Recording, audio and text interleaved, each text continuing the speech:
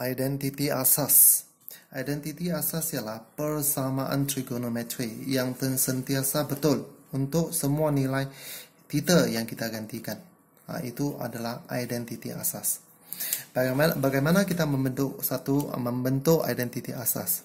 Kalau kita ada satu segitiga bersudut tegak, sin theta ialah y bertentangan per hipotenus y per j, cos theta ialah bersebelahan per hipotenus x per j.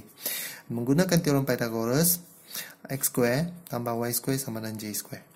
Apa yang kita lakukan sekarang ialah, kalau cikgu bahagi ini semua dengan j square, x square bahagi j square, tambah y square bahagi j square. Ini ialah j square bahagi j square. Apa itu x bahagi j? X bahagi j ialah cos theta. Ini ialah cos kuasa 2 theta. Apa itu y bahagi j? Y bahagi j ialah sin theta. Ini ialah sin kuasa 2 theta. J square bahagi j square ini ialah 1. Maka kita mendapat identiti yang pertama. Kalau kita bahagi ini dengan cos square theta. Cos square theta. Apa yang kita dapat? Kita akan dapat cos square theta bagi cos square theta, kita dapat 1. Sin square theta bagi cos square theta, sin bagi cos kita dapat tangent square theta. 1 bagi cos theta kita dapat secant square theta. Ini adalah identiti yang kedua. Bagaimana kalau kita bahagi dengan sin square theta? Bagaimana kalau kita bahagi dengan sin square theta? Bahagi dengan sin square theta. Apa yang kita dapat ialah cos per sin kita dapat cot square theta. Bahagi dengan sin theta, ini ialah 1. 1 bagi sin, ini ialah cosec square theta. Maka sekarang kita ada 3 identiti asas. Oke, contoh. Soalan pertama, buktikan yang ini. Buktikan yang sebelah sini sama dengan sebelah sini. Apa yang biasanya kita buat ialah kita akan bermula dengan sebelah yang lebih kompleks atau lebih complicated. Kalau dua-belah sama complicated, biasanya kita akan bermula dengan sebelah kiri. Biasanya kita akan bermula dengan sebelah yang lebih complicated. Dan kita cuba ringkaskannya.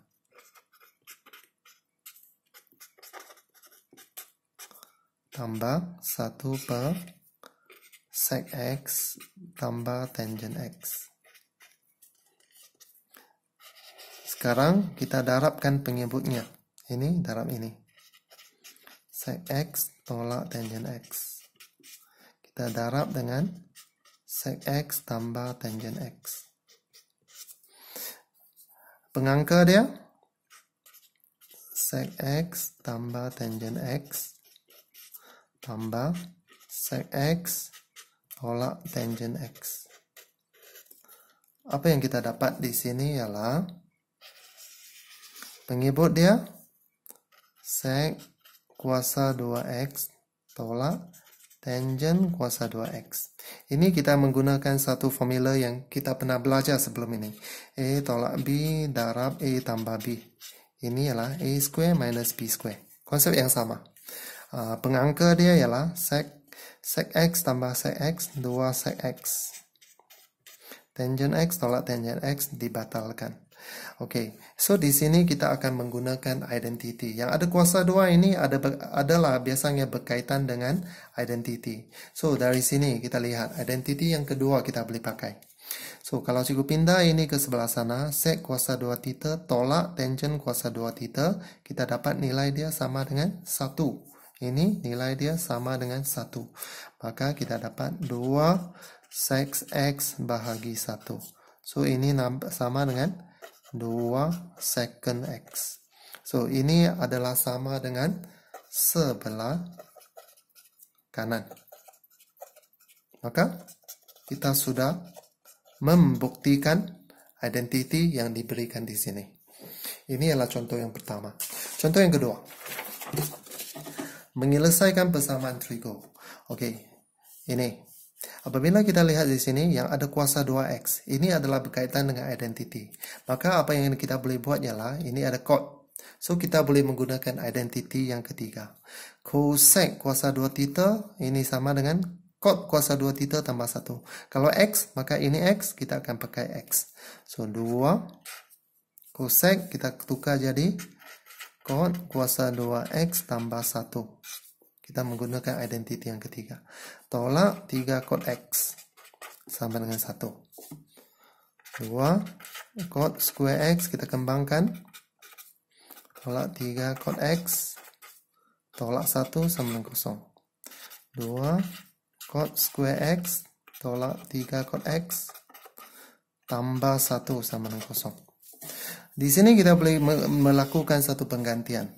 Katakan kita ganti A sama dengan kod X. Maka apa yang berlaku ialah 2 ini ialah A square. Kod X ini ialah A. 3A tambah 1 sama dengan 0. Ini membentuk satu persamaan kuadratik.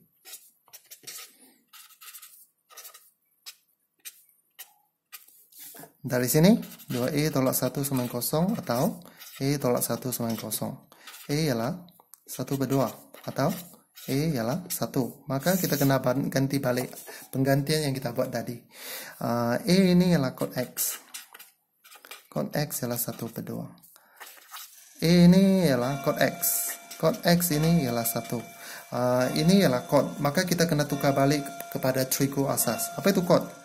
Kod ialah 1 per tangent X. Maka tangent X ialah 2. Di sini pula 1 per tangent kod ialah 1 per tangent, ini 1. Maka tangent X ialah 1. Ini ialah persamaan trigo. Maka untuk menyelesaikan persamaan trigo, masih ingat kita ada 3 step. Langkah 1, langkah 2, langkah ketiga. Langkah 1 kita tekan kalkulator untuk mendapatkan sudut rujukan. Shift tangent 2. Sudut yang kita dapat ialah 63.43 darjah. Okey, ini bernilai positif. Tangent bernilai positif. Langkah 2 menentukan sukuan. Ini adalah sukuan SSTK. Ini adalah sukuan pertama dan sukuan ketiga. 63.43 darjah. Ini adalah 63.43 darjah. Maka last sekali, apakah sudut X yang kita dapat ialah yang pertama 63.43 darjah. Yang kedua dari sini sampai garisan yang kedua. Ini ialah 243.43 darjah. Untuk yang ini sama juga. Langkah 1, langkah 2, langkah 3. Yang ini apakah sudut rujukannya? Shift tangent 1, kamu akan dapat 45 darjah. Sukuannya sama, sukuan pertama dan sukuan ketiga. Sebab tangent ini adalah positif. So, ini adalah 45, ini 45. So, apakah sudut X yang kita dapat? Sudut X yang kita dapat yang pertama ialah 45 darjah. Sudut yang kedua yang kita dapat ialah 225 darjah. Maka di sini kita ada 4 penyelesaian. Okey, bahagian sini. Kalau pelajar yang expert, dia boleh skip. Dia boleh terus skip bahagian sini. Dia boleh skip